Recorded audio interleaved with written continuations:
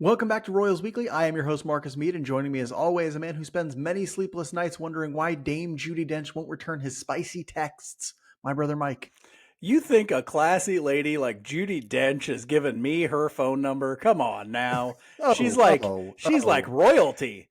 I'm I don't scum. think she's giving it to you. I don't think she's giving it to you. I think you're No, no. finding it You somehow. think Right? I'm Like, capable of doing that? Okay. I think you got some, weird celebrity stalkerness in you, and you're going on the dark web, and you're Dark web. finding a way to make it happen. And so she's probably got a restraining order against you, I would imagine, as most elderly celebrities do.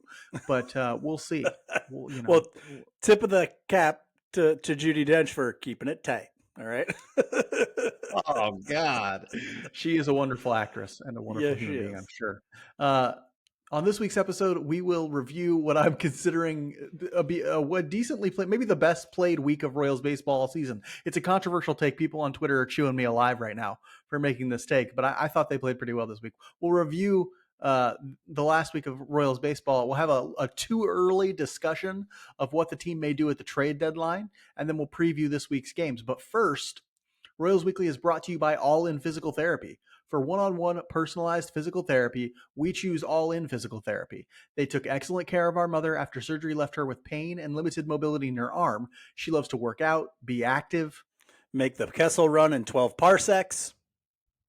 The excellent specialized care she got at All In Physical Therapy had her back to being active in no time. She once armbarred Hulk Hogan so hard he crapped his Speedos, people. Brother. Well, brother.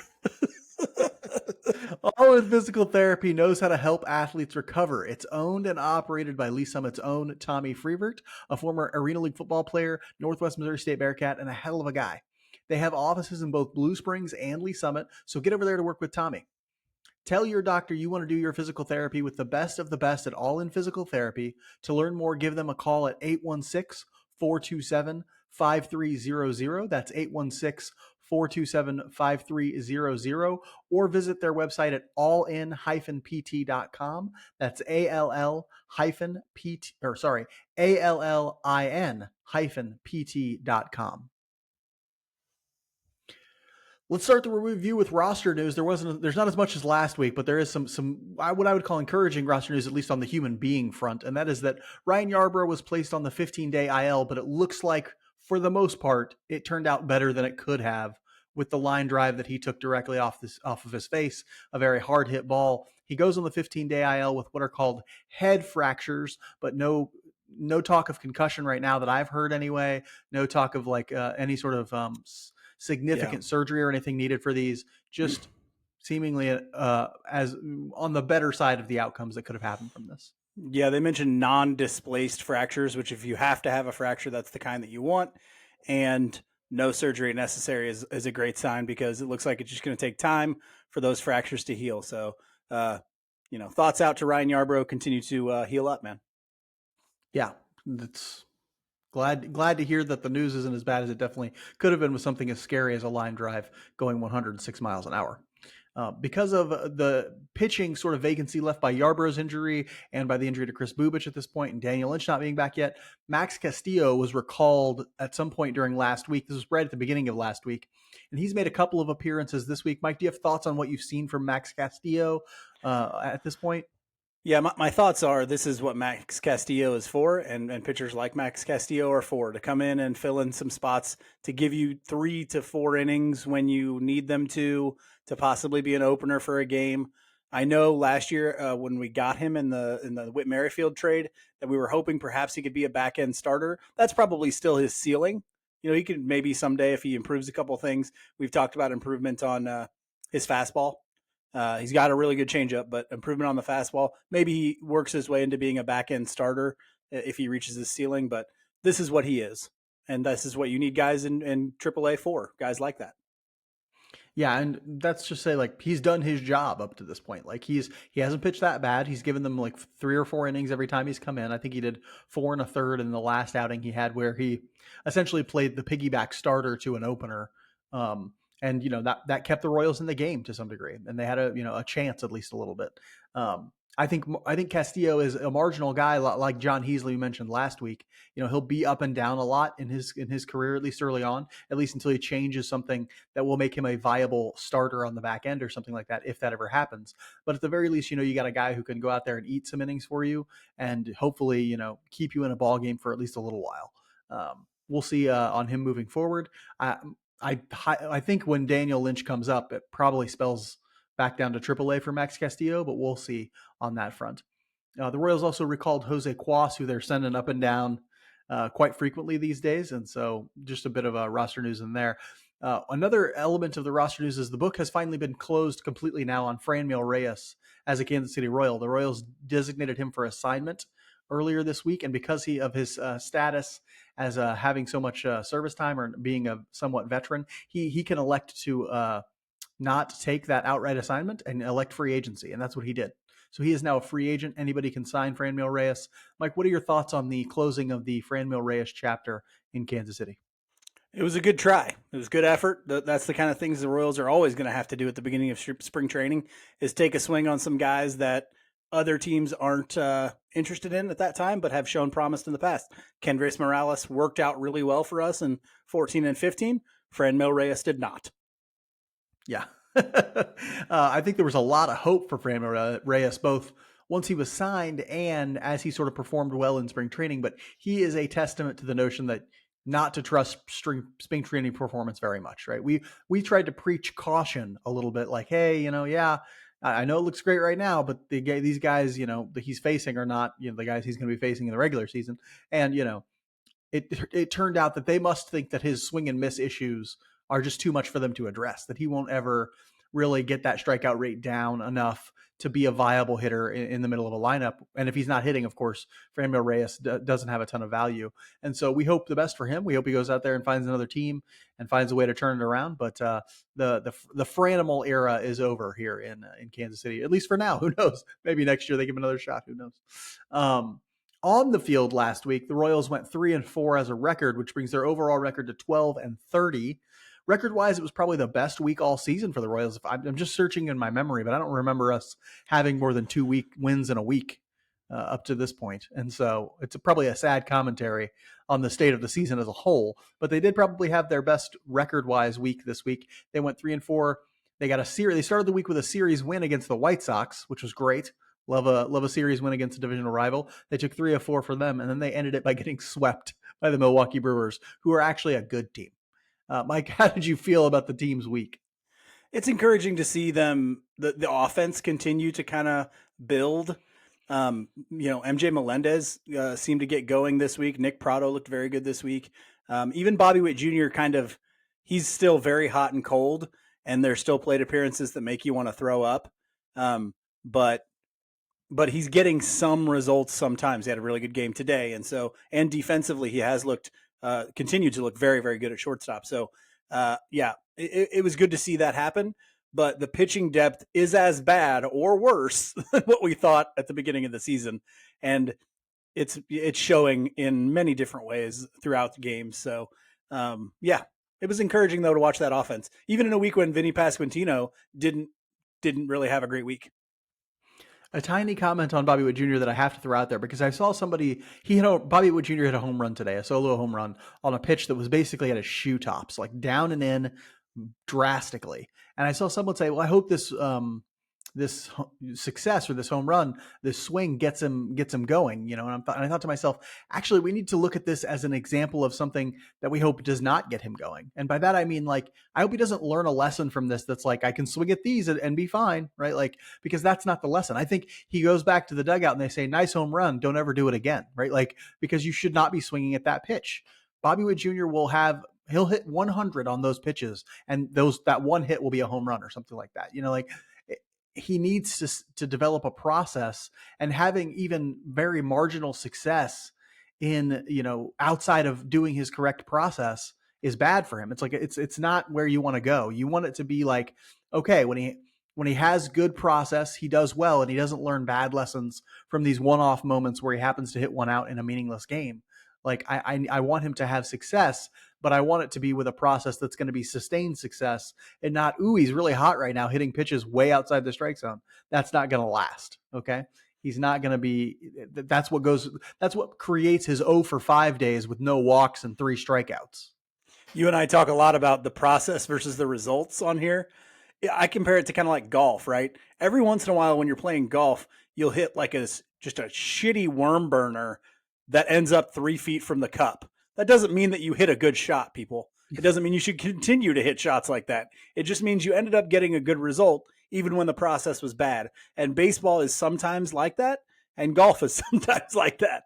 And so, I can throw a strike in bowling every once in a while. Doesn't mean my bowling stroke is very good. Okay. And so, like, yeah, I agree completely. You don't want Bobby Witt Jr. swinging at pitches like that.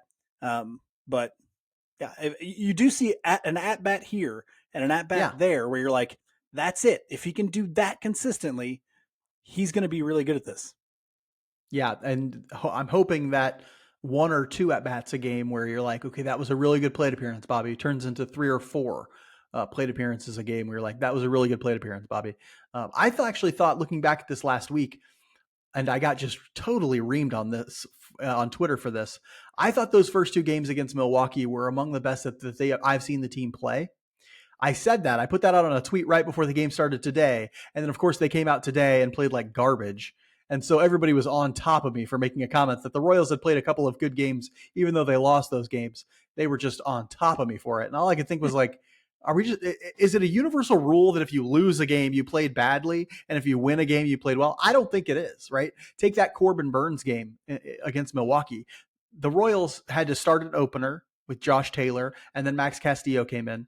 But at the plate, the Royals were having at bats against Corbin Burns better than I have ever seen them do it this season. Okay. They were like working counts. They were drawing walks against one of baseball's best pitchers.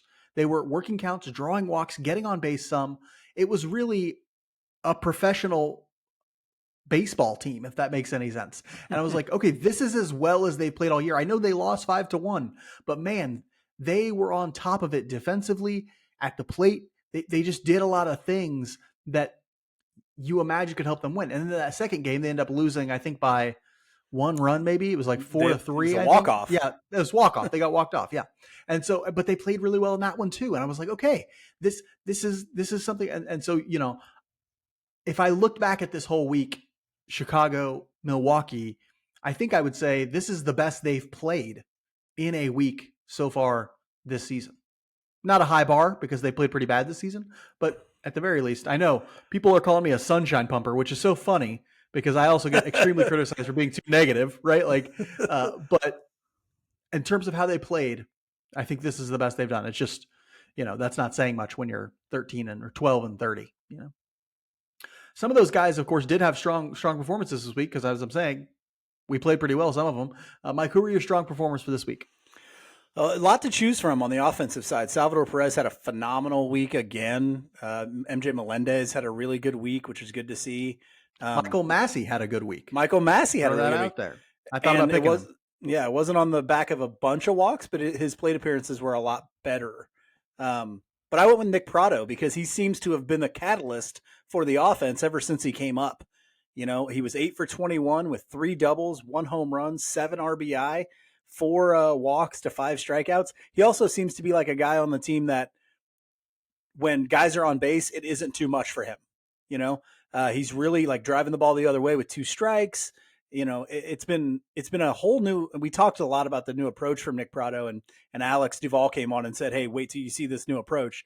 And I've been wholeheartedly impressed with it. Nick Pratto is now looking like a guy who, along with Vinny Pasquantino, and he made a good play in the outfield today too. Like he's impressed me a lot because I always wondered if the strikeout numbers were just going to be way too high for him, and he has really shown up this year. Yeah, the thing I think about Pratto is let me see what happens when he goes into a slump here at the major leagues, because right now the strikeout rate is still pretty high. Right now his batting average on balls in play is like 500 or something. Like he's going to come back to earth, guys. It's going to happen. The question is, how does he respond to it? Does he dump the new approach? Does he go back to swinging too much? Or actually for him, sometimes it's not swinging enough. And, what happens when the league starts to adjust to him? Is he able to adjust back? That's a good question I think we'll have to answer. But right now, Nick Pratto, scorching hot and doing a lot of things that typically give people offensive success. And that's what I love to see, right? Taking the ball the other way is like a revelation for him, especially when he's behind in the count. And that sort of easy swing to drive the ball the other way is really helping out. So great week from him. I'm going to talk about a pitcher, which we rarely do in the strong performer section, especially lately. But he had a good performance. He had good numbers in his last start. And so hopefully it's the catalyst to him turning it around. And that's Brady Singer. He's my strong performer for the week.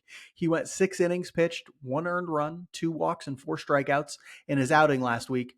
And I don't know that he was doing anything particularly different than he had been doing previously. He didn't throw a ton more changeups. He wasn't locating a lot better or anything like that. He was facing Orr's lineup in the Chicago White Sox. He's going against the White Sox, which helps. That definitely helps.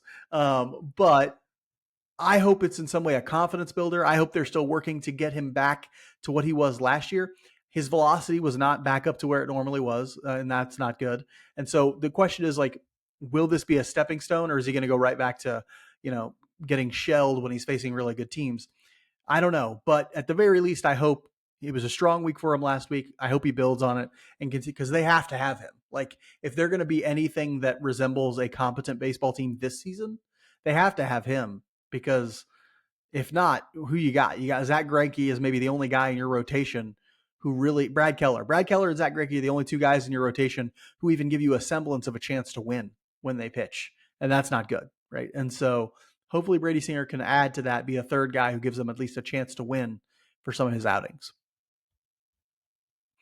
Not everybody was a super star this week, Mike. Some guys sort of came back to earth a little bit. Tell us about your week performers for this week. I had Maikel Garcia. When he came up, he was doing great things, and I'm hoping that because of his advanced approach, this is just a down week. It's a little slump for him, and he gets back to where he needs to be. But he was 1 for 19. That one hit was a double, but 1 for 19 is pretty bad. 2 RBI, 2 walks to 7 strikeouts. That's a little high for a strikeout number for him in a week and 19 plate appearances. So you hope that number comes down and the walk number stays where it is or goes up a little bit, because that's really the player that he is. You and I have talked, because he doesn't hit the ball extremely hard consistently, he needs those good walk numbers. He needs to keep the strikeouts down. He needs to be getting singles here and there and then driving the ball when he can. But hopefully Maikel Garcia can get over this week and turn it around next week. Yeah, Garcia's a guy I've been thinking a lot about and watching intently his at-bats, because it's interesting because when he's behind in the count, it doesn't always look like he sort of protects in the way that I would think that he should, right? Like, a lot of guys, they'll sort of protect the strike zone no matter what when they're down in the count, but with 2 strikes anyway. Him, it looks like he's still taking a fairly decent cut. It looks like he's still kind of trying to juice a ball when he's down to 2 strikes. And I'm like, take the Nick Prado approach and just loft one to right field. Like, whatever you can do to put a ball in play when you got 2 strikes, Maikel Garcia, do it, because you're going to have a chance to get on base. And that's all you really need to be doing, is getting on base. I think he's been hurt a couple times by some bad luck. I saw he scorched one, I think it was today or yesterday, scorched one directly to, I want to say, shortstop or third baseman. They got caught. And so there's been some bad luck sprinkled in there. There's been some, what I would call, poor umpiring in there against him. I've watched him take some pitches that are 3-4 inches off the plate for strikes. Don't love that. But, keep with the process, Maikel Garcia, and I think he might turn it around. This is something that I think the Royals and smart baseball teams need to be thinking about. As we get closer and closer to robot umpires calling balls and strikes, you have to identify guys like Nick Prado, guys like Maikel Garcia, guys who are going to benefit greatly from that, who maybe have better eyes standing there at the plate than an umpire does standing behind the plate. And because they're going to take a step up, that will allow them to take a step forward without having to really do anything. And so, yeah, I'm excited to see when we have robot umpires calling balls and strikes, do guys like Maikel Garcia and Nick Prado really benefit from those things? Because right now, sometimes they get calls on them early in counts that they're like, that was a ball, and it was, but the umpire doesn't see that. And so, yeah, I'm excited for that, because I think there will be certain players that benefit greatly, and I think those are 2 guys that will on the Royals. I can't remember if it was Garcia. I think it was. I watched a game earlier last week where Garcia was at the plate, He took 2 pitches for strikes that were actually balls. So he's down 0-2 immediately without a strike having been thrown. And by then, it's like, hey, the plate appearance is basically over, right? Like the fact that you're down 0-2 makes your chances of success nothing almost. And so, granted to the Royals, they've been doing a pretty good job last week, sort of getting back into counts when they're down. But I saw Garcia have a lot of tough luck with the umpire this week and some tough luck in lineouts. Hopefully he can bounce back. Hopefully his approach and his process are good enough to have those results come back to him, even though he's having a bit of a rough patch. Another guy who's having a bit of a rough patch, which he is bound to have, right? Like Edward Olivares is bound to have rough patches. Why? Because he lives and dies by batted ball success. Edward Olivares had a tough week this week. He went 2 for 16 with 1 home run, 2 walks, and 2 strikeouts. The 2 walks and 2 strikeouts is one of those things that makes me think, okay, it was just bad batted ball luck mostly for him. He hits the ball hard most of the time. He's doing an okay job. Just every once in a while, you're going to have weeks where you're not actually getting hits on those batted balls. You're just getting outs. And so that's Edward Olivares this week. Hopefully he bounces back, but we'll see. He's a guy who I think they're doing the right thing with, playing about 75% of the time as opposed to 100% of the time. I think you got to somewhat limit his exposure, put him in the best possible position to succeed, but ultimately he'll bounce back when that batted ball luck starts going the other direction, We'll see. Might get a 3-4 week where, at times they look good against the White Sox, at times they look good against the Brewers, but they ended up losing more games than they win. What is your theme for this week? My theme for this week is no good, but fun. Okay. When this Royals team can be fun to watch, but that doesn't necessarily make them good. Yes, I think they've got the ability to score in any game, and they've got the ability to give up a lot of runs in a game. There's going to be times like the third inning today where it looks like it's a freaking 8-year-old baseball game, but it's fun. Like it's fun to watch them go out there and compete, because you can always say, well, we're down 5. Well, we could score 4 next inning. Salvador Perez get a home run. Like we've got that offensive firepower that can get you back into games, which is going to make the end of games interesting sometimes. And so like the other day when we were going against Corbin Burns, I was like, well, yeah, we're not scoring runs against him. We're having good plate appearances against him. So once he gets out of there, there's a chance we could score some runs here. Now, it didn't happen that day, but there's been countless games where this year already where there was one we were down like 7-1, crawled back into the game, didn't win it, but I think it ended like 9-8 or something like that. And so, yeah, they're not a good team, but they are a fun team. If you like baseball, this is a fun team to watch. Yeah, and it's one of those things that makes it a little more entertaining. They've played a lot of pretty close games recently, and some of that is basically offensive success. They actually did that 2 games in a row where they rallied back down 5 or 6 or 7 runs and sort of made it a game in both of those, right? They had that game 5-4, I think they lost, or 4-3 to the Brewers, where it was a close game. They get walked off in the ninth, They're going to have some of those games. And then you're right, today, they're going to have some of the games today, like today, where the third inning looked like a friggin' 3-ring circus, right? Maikel Garcia is trying to do too much on a tag, brings his glove down, error. Nate Eaton's trying to do too much in center, overthrows the third baseman. It's like, everybody just calm down. Like those little leaguers have those innings because they're all trying to do too much. Same thing with the major leaguers. These young guys try to do way too much out there a lot of the time. And it's like, just breathe. Okay.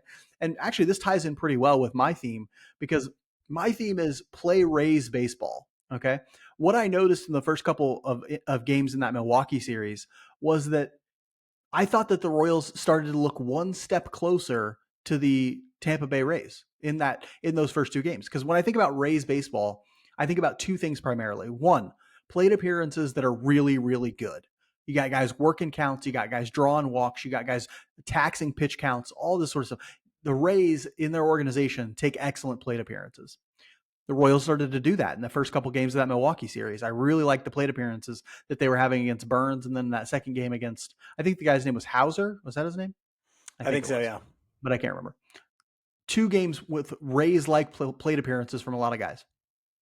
Then the other thing the Rays do is they play really good defense. Okay. They're not making the kind of mistakes that the Royals made in the third game of that Milwaukee series. What I want them to get to, and hopefully I'm hoping Matt Quatraro is pushing them to, is a brand of baseball that looks a lot like that.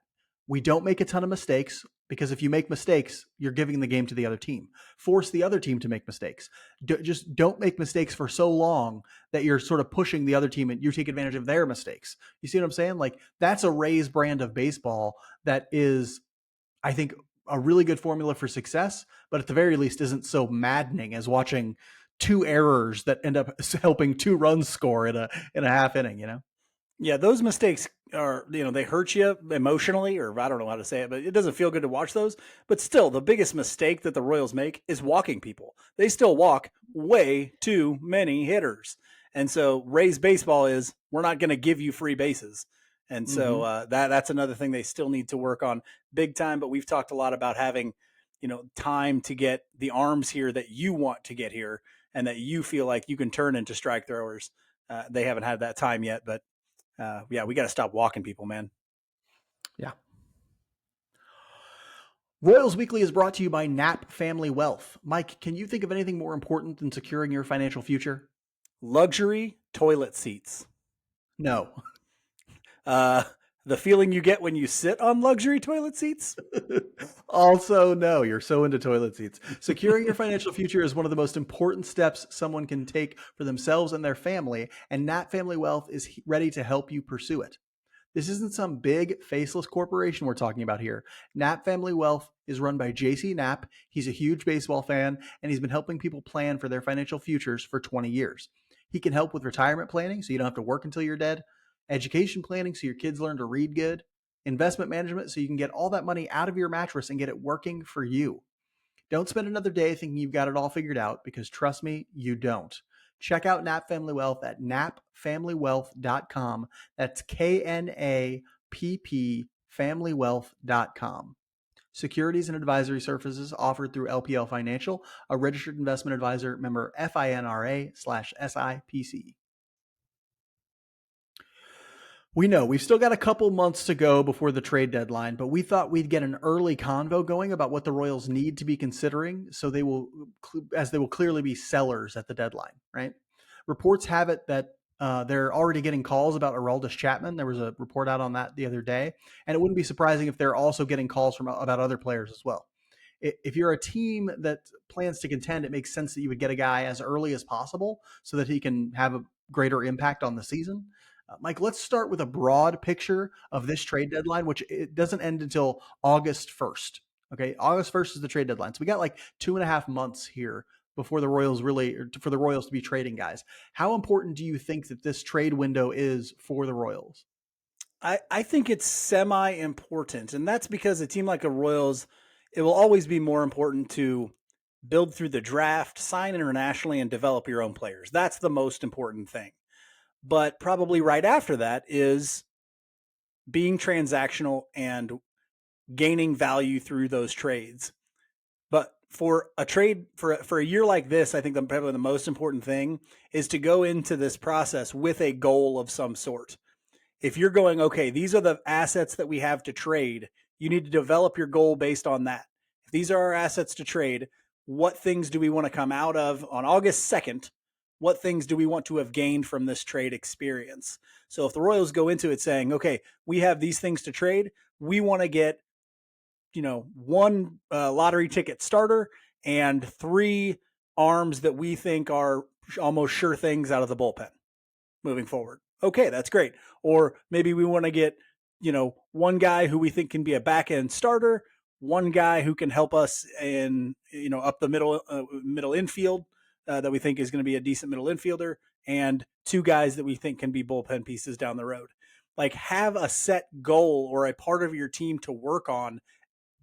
That's just having a plan, is what that is. That's it. No, wait. You almost brought up the great Herm Edwards saying, right? Which is, what's your plan, right? A goal without a plan is a wish, right? Like, and so you got Exactly. to have a Yeah. plan to go along with your goal, right? Like, nod to Herm Edwards, the great Kansas City Chiefs coach. Yeah, I agree. Like having a goal like that makes total sense to me, and hopefully they're having conversations about what they need moving forward to gain from this trade deadline. I don't, to me, if you ask like how important is this trade deadline or this trade window, it could be very important if they're like, we really want to turn this team around quickly. So if you're invested in this team being turned around quickly, then this is a really important trade deadline, right?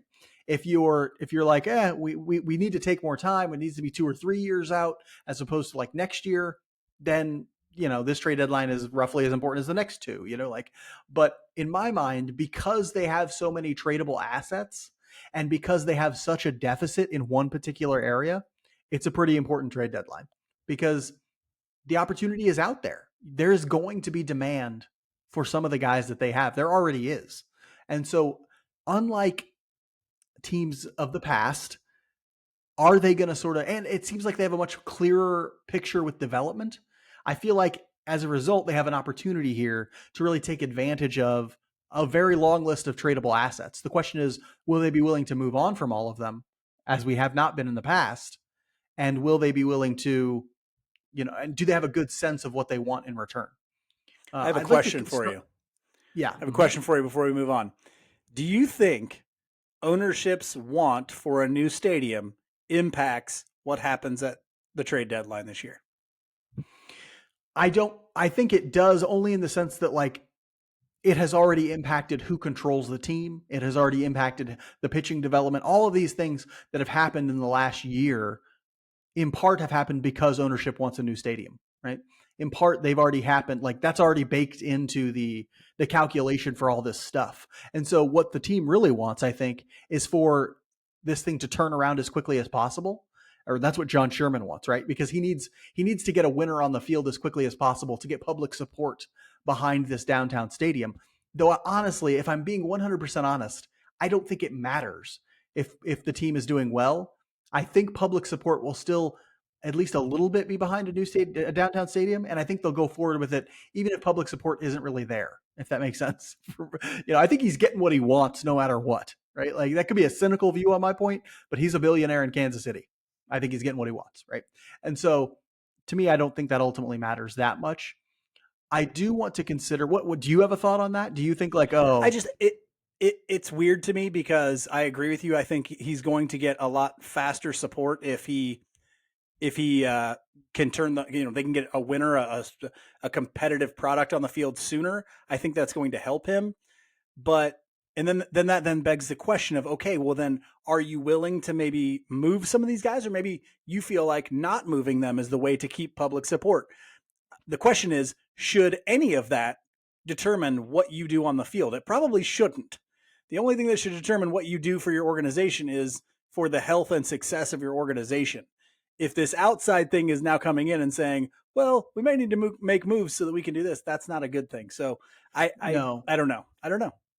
I think he views those as completely tied together. I think in his mind, the health of the organization, the health and success of the organization is tied to the new downtown stadium to at least a little degree. And so he's like, I want to turn this thing around as quickly as possible because I want a winning baseball team, and then I want a new Well, yeah, and downtown stadium. okay, then that begs the question. If that's the case, then maybe there may be a guy, and we'll talk about it here in a second, a guy or two that you say, then we aren't going to trade them because we're going to need them in the next year or two. Whereas if we weren't going, if it was more of a longer approach, we would get rid of those guys and say, okay, we're going to build for 2, 3, 4 years out when we've got more of our guys in, guys that we feel fit with our development program, and downtown stadium be damned, you know? We'll bring this up here in a second because Mike's going to bring this guy up. Mike, tell me who you think is on the trading block for the Royals. Then give me your Okay, well, list of guys. I'm giving you 3 guys here, but of course the list could be much longer. I just went with 3 guys that semi fit contract wise and things like that. So the first one is Brad Keller. He is a free agent after this year. He's got a 4.31 ERA. His walk numbers are really high, and he's very average to slightly below average when it comes to strikeout numbers. He's got more walks than he does strikeouts. That's never good for a starting pitcher. Um, but he could be a back end kind of guy for a contender, or a bullpen kind of swing role kind of guy for a contender in the second half of the year. Right now, for this year alone, he has 0.00 WAR. He is replacement level right now for this year, and he's the second best starter right now on the Royals at that. Okay, that tells you where we are starting pitching wise. But I mean, it's the last year. You're not probably getting Brad Keller back after this year. So, because there is some value in him in that he throws. He doesn't really get hurt. And so, if he throws 4.31 for the rest of his career, he'll pitch in Major League Baseball forever. And so you can get something back for a Brad Keller. I think you have to move Brad Keller. I think that's obvious. Now it kind of sucks because the Royals are extremely thin in the starting rotation as it is. If you get rid of Brad Keller, you're even thinner. But don't hold on to him for this year, which is already wasted. Okay? Get rid of him, get what you can, get something that fits your goal or your plan, and move on. The second guy I'll talk about is Nicky Lopez. Nicky Lopez, we like him. But he's arbitration eligible next year. He's a free agent in 26. Okay, he is a utility infielder. All right, I feel like the Royals have Samad Taylor. They have Michael Garcia. They've got guys. They've got Nick Lofton coming up, although I don't know how utility he really is anymore. Mostly third base, but they've got guys that are ready to go in that extra bench player role, utility guy. And so a contender could definitely want his glove. That's the really selling point for Nicky Lopez. He plays an excellent shortstop, second base, or third base. So you're solid there. And he gives you at least something offensively from the left side, although I don't know that there's going to be a lot of teams out there that love his bat, but you love him, you love his glove, and you love who he is. He's also 28 years old already. So I don't know that there's a lot of upside to him. So if you can get something for Nicky Lopez, now might be a good time to do it. And a contender is getting a guy that they can use for the rest of this year and then be a bench guy for them moving forward as well. The last person on my list, because Mark is going to talk more about the relievers, the last person on my list is Salvador Perez. Okay. We love Salvador Perez. He is a Kansas City legend and always will be. Okay. But he's 33 years old. He's signed through 2025, but he's got a club option for 2026. Okay, so you do have some control left with him still. But if you're looking for an area where the Royals can actually afford to maybe get rid of somebody, it's at catcher because they have a plethora of catchers coming through the system right now. Freddie Fermin is there.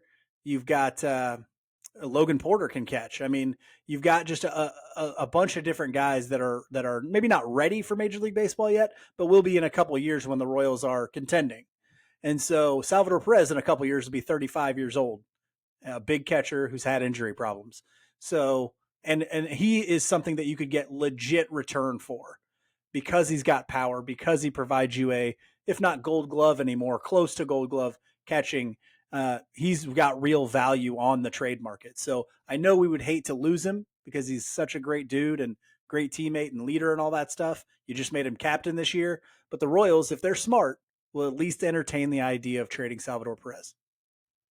Yeah, I don't think they will because of the sort of they just made him captain. I don't think you make that decision if you're like, oh, we're also going to consider trading him here. So I think he's probably going to stick around. I think his contract is also a somewhat inhibits his ability to get moved. He makes quite a bit of money. Now, some team out there are going to be some teams who are like, man, we really want a bat in the middle of our lineup, and we're not going to have Salvi catch. We're just going to have him DH. That's going to some team might try that sort of thing if they're willing to pay that much for a DH, maybe the Mets or Dodgers or something like that.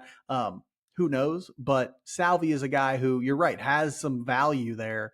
And the Royals deep at catcher, it doesn't make they could do without him, honestly. Like if they end up contending, look out for the Rangers to Salvador Perez. Oh, that's right. I forgot. Right? Chris Young. Yeah. Chris Young, Dayton Moore. They don't have a whole lot offensively. Are they willing to take on even more money? Like they've signed so many free agents in the last 2 years. That's a lot of money to take on. I would wonder if they would be willing to take on. He makes $20 million a year. That's the only significant contract the Royals really have is him. I guess Jordan Lyles, maybe if you want to count that.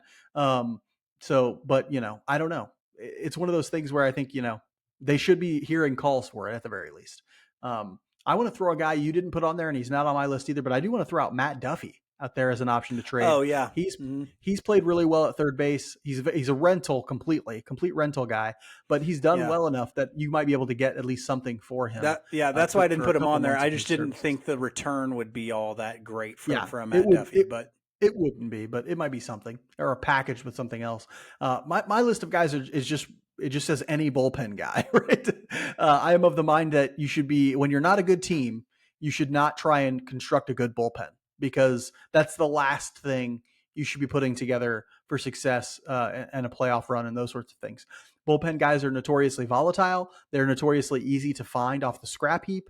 You know, the Royals have done it themselves over in years past, and so any of the bullpen guys anybody wants to offer for, the Royals should be hearing offers for. Obviously, Aroldis Chapman has already been talked about and was signed pretty much only to trade him. Like that is why Aroldis Chapman was signed by the Royals.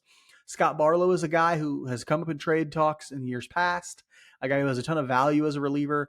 And we've seen the market for relievers at the deadline is insane if you're willing to actually make those deals. Barlow is a guy who should have gotten a big haul last year. I think he'll be similarly valued this year.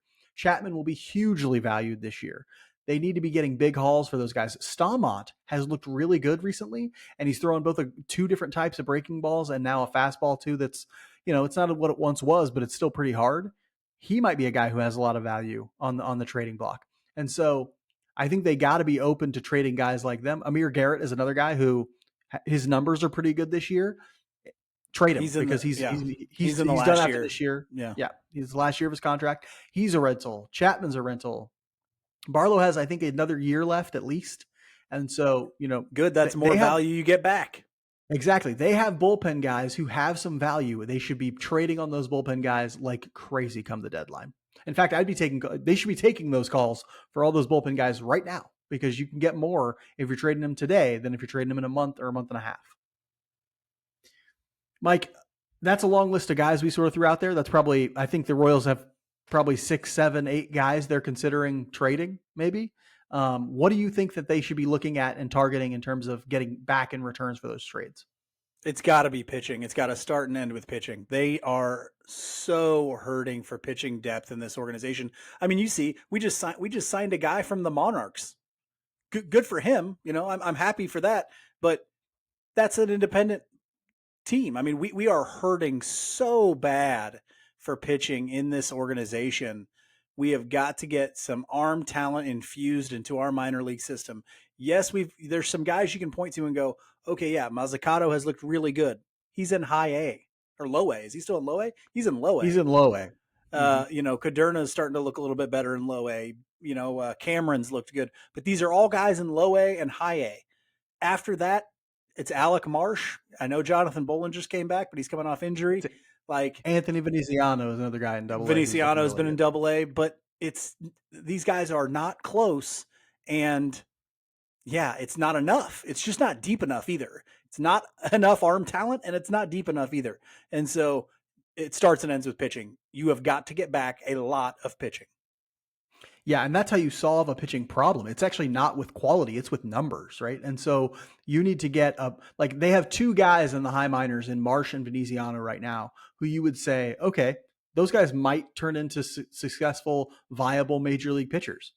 You can't do it with 2 because the odds of both guys succeeding are way long. The odds of even one of those 2 guys succeeding are pretty long, right? Because you need numbers. You need 10 guys who look like they're ready to succeed at the major league level. And you might get, if you're good at what you're doing, and they seem to be doing a decent job of sort of strategizing for pitchers and all that sort of stuff. You have those 10 guys, maybe if you're lucky, 5 of them work out. And I'm talking starters and bullpen guys. Okay. If 3 of them work out, you're probably okay with it. If 5 of them work out, you did an amazing job. Right. And so you need to solve that with both not just quality of pitching prospects, but numbers. You need a bunch of quality pitching prospects. And right now they just don't have that many at the high minors that could really be on deck to support this team in 2024, 2025. And that's what they're looking for, I think. Beyond that, if they're looking for something other than pitching, which I agree with you, that should be their number 1, number 2, number 3 priorities. If they have a number 4 priority, if they want to look at something as a throw-in or something like that, it might be a legit center field prospect.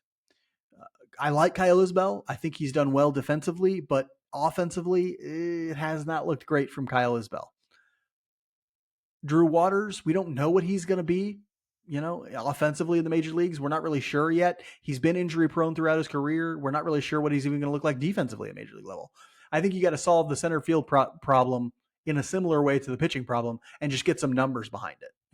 Get a couple more guys in here to maybe Samad Taylor might be able to do it at some point, or who knows, but get another guy or two in here to create some competition for that center field spot. And maybe one of them pops and you have a legit center field hole. You have that hole plugged moving forward. But really, if they didn't get any sort of center fielder or any position player, if they just traded for 10 pitchers at this trade deadline, I'd be perfectly okay with that. We're talking about trading in the long term and also, but Mike, how will trading so many MLB caliber players? I'm gonna put that in quotes. MLB caliber players, they are right. Like they are. I mean, because the guys we're looking to trade, Salvi, Aroldis Chapman, Scott Barlow, they are legit MLB caliber players. Some of them all, stars in this league. How will that impact the MLB team this year? The bullpen's going to be the thing probably impacted the most. I mean, they're going to take a hit. Now, they've not been world beaters anyway. And like you said, that's the last kind of thing that you should be focusing on when you're a team that's not really contending. The thing that's really tough is our starting rotation is already bad. Okay. And like I said, Brad Keller is a replacement level player so far this year. Now, theoretically, what that means is you could go down and just replace him from AAA. The problem is at AAA, the Royals don't even have replacement level players right now, starting pitching wise anyway. And so the pitching side could get really, really bleak. It is already pretty bleak, but it could get worse after the trade deadline. I think they're going to be fine offensively. I agree with you. I don't think they will trade Salvador Perez, but I think that they should at least entertain the idea. But I don't think their lineup gets any worse based on trading away like a Nicky Lopez or a Matt Duffy or anything like that. I think they probably are just fine with those things. Yeah, the thing about their rotation is what they might do. Well, first off, we're talking about 2.5 months from now too, and so who knows? Maybe Alec Marsh and Austin Cox and Anthony Veneziano are ready to make a start in the major leagues at that point. Who knows? I'm doubtful of any of that, but who knows? What they also might do is get guys back who they think are major league ready, but are in AAA for other organizations, right? So they might target some guys, at least one or two. It wouldn't surprise me if they're like, hey, we're going to target one or two near major league ready or major league ready AAA guys. They're going to come in and just start for us for the rest of the season. But we're also going to have some guys right behind them who we target for trades, who are the guys we're really waiting on, right? The guys we really want to have success. Because most clubs, they're not going to want to give up these AAA guys who are like, capable starting pitchers at the major league level. But if the Royals can get one or two of them, they might be able to replace a guy like Brad Keller and bolster that starting rotation a little bit, even if just by raising its floor instead of like raising its ceiling, if that makes sense.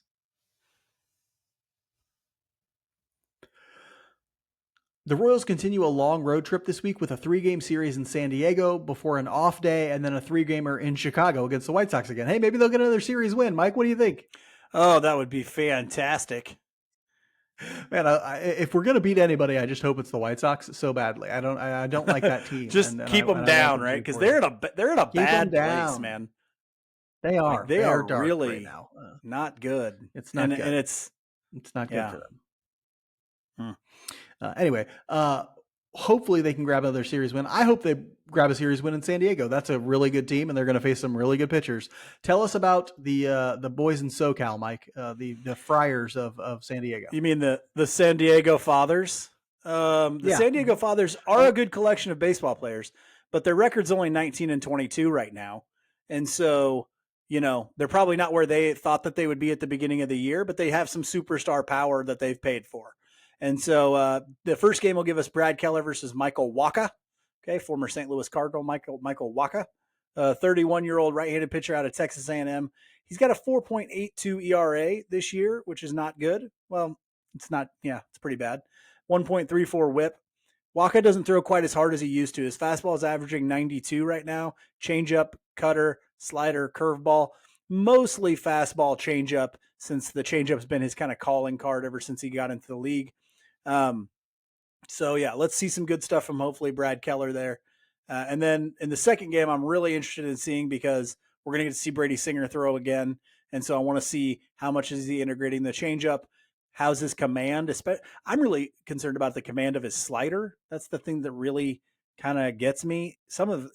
When he's not going well, it's nowhere near the zone. And so that scares me. I want to see how he throws in this one. It'll be Singer versus Seth Lugo, 33-year-old right-handed pitcher out of, here we go. You ready? Centenary College of Louisiana. Centenary College It's the of Louisiana. Harvard of the swamp. It's the Harvard of the swamp. What do you think their mascot is? That'd be great. I have no idea. The Gator? I don't know. Fighting Gators, I guess. I don't know. Whatever. I don't know. He's a good pitcher though. Fastball 93. He's got great numbers this year. 3.18 ERA, 1.29 WHIP. 93 on his fastball, curveball, sinker, slider. Throws his fastball and sinker. Is that sinker? Yeah. 51% of the time. So he's throwing two seam or four seam about over 50% of the time. And they're having success. Hitters are actually having success against everything but his four seam fastball. So that'll be an interesting one. I feel like those are two games that the Royals have a chance at winning. So hopefully that's good. Now the third one may not be as good of a chance of winning. We don't know who the Royals starter is going to be. To be clear, it could be Daniel Lynch. He could be back in the lineup for that. So as of right now, though, no announced probable starter from the Royals. There is an announced probable starter for the Padres, and that's Yu Darvish. Okay, and Yu Darvish is a very good pitcher, even at 36 years old, out of Japan. 3.16 ERA, 1.08 WHIP. I'm not even going to talk about the pitches because the guy's got like 30. Okay. Okay. So he's got 30 pitches. Look at that. A little behind one the of those says, thing. That says SW. I don't even know what that means, Mark. What's SW? Here's a little behind the scenes thing for you. I'm the one who writes out all the sort of preview stuff. Mike just reads it like a mindless drone. Okay. I saw Yu Darvish come up, right? And I'm like, oh, he throws 1,000 pitches. And so I just enter 2 letters for the pitch every time. It's just I give an abbreviation for the pitch. And I put it in there today and I'm like, he's not gonna know what half of these are. I don't know what SW is. What is that? It's a sweeper. It's a sweeper. Okay, yeah, I gotcha. Which we're differentiating from a slider. There's also a cutter. Gotcha. There's one that just says SP. Mike, what do you think that is? That's a splitter. I know he throws a good splitter, right? That is a splitter. Yes, yeah. Very good. So he's got like every pitch that you can possibly have in the book. He's probably invented a couple. The thing that scares me, we have a really young lineup. And so this guy could go out there and make them look ridiculous. And so, because a lot of these guys haven't faced a pitcher like Yu Darvish, who is, the best junk pitcher like of all time. I mean, yes, he still throws pretty hard, but you never know what's coming. The ball could come out of his ass. Who knows? We don't know. Okay. The guy is different. Okay. He's a different cat. He throws unbelievable junk up there. So mixes them all very well. The Royals may put a lot of left-handed bats in the lineup because he does tend to have pretty big split difference between righties and lefties. Lefties hit him much better. So good luck against Yu Darvish. I really hope that's not Daniel Lynch's first start back because that could be ugly.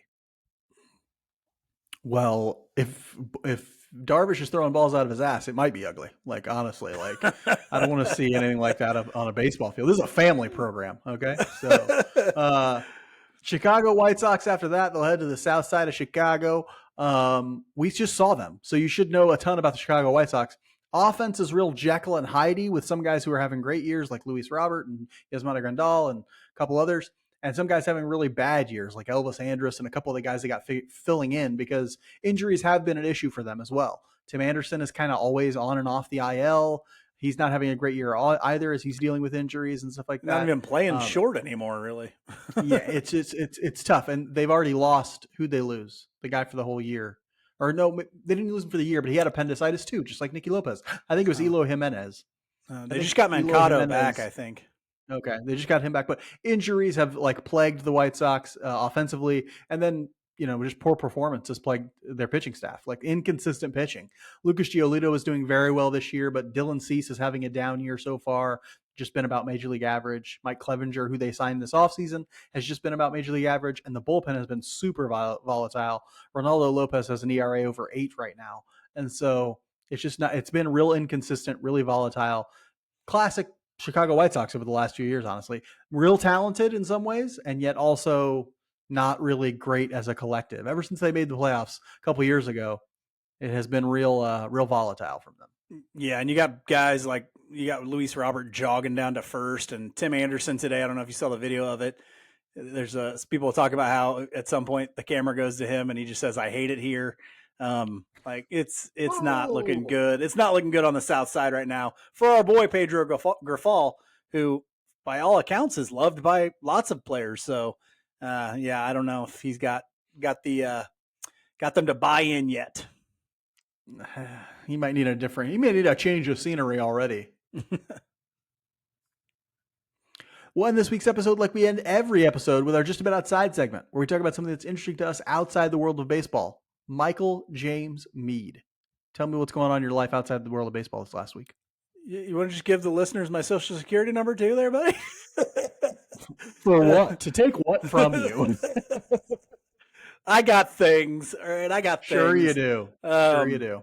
So my Just About Outside is a frustration. It's a frustration with the Missouri State Legislature. Okay, garbage for the umpteenth year in a row. They failed to legalize sports gambling. Okay, so we're just leaving again millions of dollars on the table.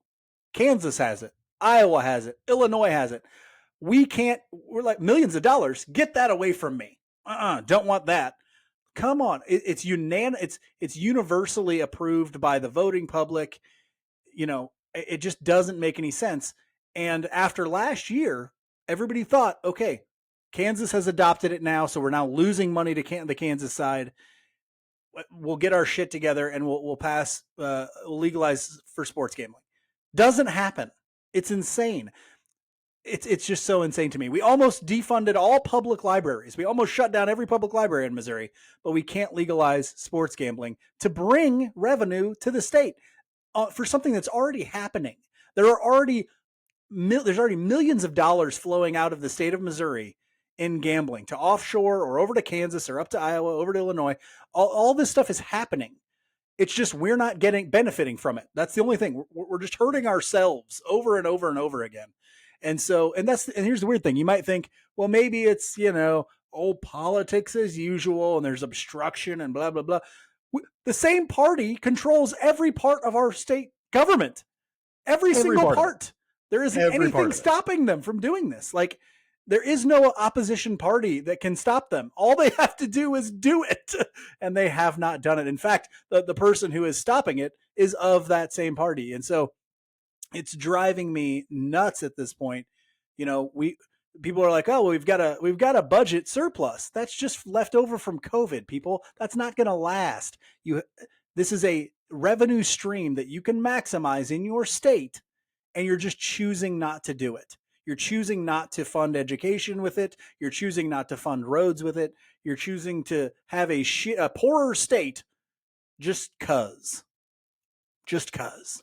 Oh, it's so frustrating.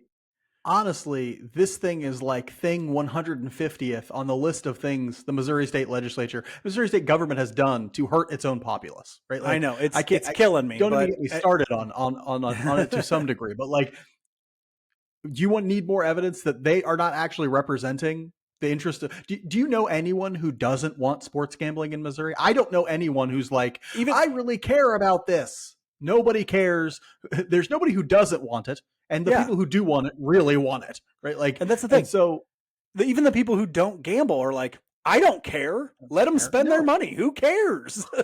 Who is the constituency for whom not having sports gambling is an issue? Doesn't exist. Does not exist in the state of Missouri. Thing 150. It's not as important as a lot of the other ways in which the Missouri state government is hurting its populace, but it's another thing. And this is a sports podcast. And it annoys us because we want to gamble. And so, it's just one of those things. It drives me nuts. I hate the Missouri state government. Going to southern Portugal. Here we go. Anyway, Mike, you got me riled, as you always do during this segment. You knew when you brought this up. You knew this is going to trigger Mark. I thought I'm going to bring up something else. I'm going to bring up something else that is just interesting to me that I was just thinking about the other day. Mike, you and I have actually talked about this at different times, and I had a conversation with a friend about it a couple days ago, and that's why it's on my mind. And that is the notion of two income households and the ramifications that economic pressures that forced us to have two income households have had on society, right? And so I was speaking with a friend the other day about this, about how when America started, when inequality became such an issue in America that it became necessary for most people to have two income households, that had tremendous impact on child rearing, on the decision to have children, on so many other things socially, including like, issues that kids have in school and behavioral things and stuff like that. And he and I were talking about this because his wife is a kindergarten teacher. I was talking about it just for other reasons because I'm interested in it. But I want us to think about the ways in which, and I want everybody who listens to this to also just consider the ways in which the economics of America from, say, 1950, actually more like 1980, somewhat in the 70s, but mostly taking off in the 80s, pushed us to the point where one income wasn't enough to be middle class in America.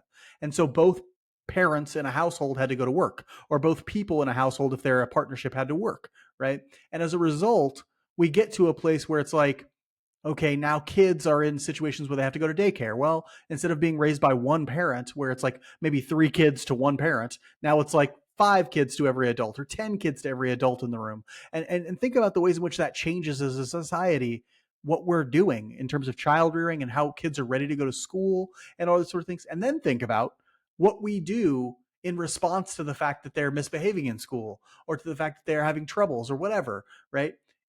I want us to really think about that because for me, income inequality, economic inequality is a big issue, right? Sports gambling annoys the heck out of Mike. The fact that there are people, the massive economic inequality in America annoys me. And I wish that we would like mark these different things that people really care about. I hear parents talk about this all the time. They talk about these issues that, their kids are having, and they don't necessarily attribute it to the fact that like, oh, we have economic pressures that are forcing a lot of people into the workforce who may choose not to be in the workforce if they could have if they actually had the choice to be and just like raise children or do other things or whatever. It's one of those things that I hope we can stop at least for a second and ask ourselves, you know, how did we get to this place where everybody from a household who's an adult who can work has to work, and how is it maybe not having the best outcomes? I legit had this conversation with my mother-in-law like a week ago because we were talking about, we're wrapping up the school year. I'm a teacher. We were talking about like, oh, this is kind of how schools work. And she was like, well, why is that? And this is exactly what I pointed to as one of the major reasons why these things occur. On top of that tie-in, I do want to say happy Mother's Day. Today is Mother's Day. Happy Mother's Day to everybody out there. All the moms, my wife, happy Mother's Day. My mother-in-law, our mom, the OG. Mom. She was busy. We actually talked about bringing her on here. Maybe we will one of these days. But happy Mother's Day to our mother. Great people. But yes, I agree. We haven't even figured out yet the ramifications of those things. They are huge. They are everywhere. Yeah. Anyway, that's a little thinker for you. So just ask yourself that: what would I be doing if I didn't have to work? How would our household be different if both of us didn't have to work, and that sort of stuff? Asking those important questions can distract us from a week in which, who knows, maybe the Royals won't win a lot of games. Either way, we'll be back next week to talk more Royals baseball with you. Until then, be good to each other. And go Royals.